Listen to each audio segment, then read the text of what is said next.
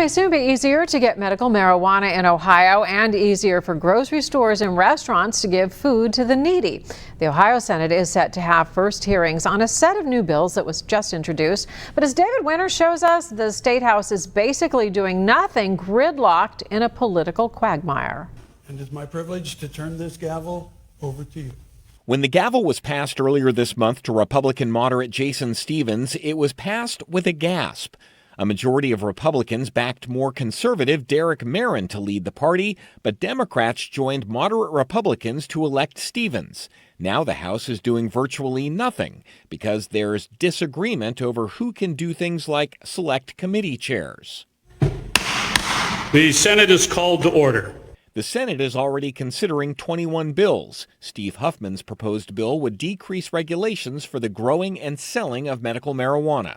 6 miles in Monroe, Michigan is packed with Ohioans to bring the product back across. Huffman says Ohio regulations increase the cost of marijuana in Ohio to make it much more expensive per ounce than in neighboring states.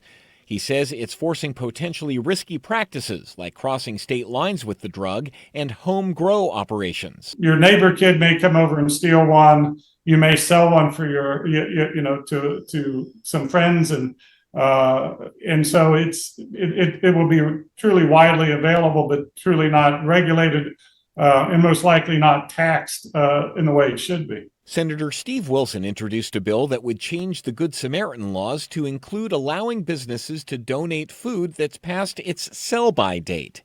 If it's a perishable that could be deemed to be past its date, they don't have any protection, so they're not going to give it. And they just throw it in the trash. They have no other alternative.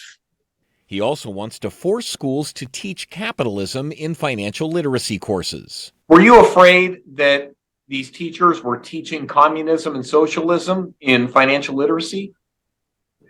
There's classes in social studies and things like that where the teachers should teach all different kinds of economic systems in the world.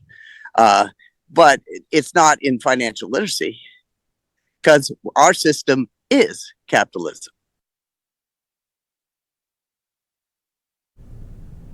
And the state Senate meets tomorrow to hold its first committee hearings.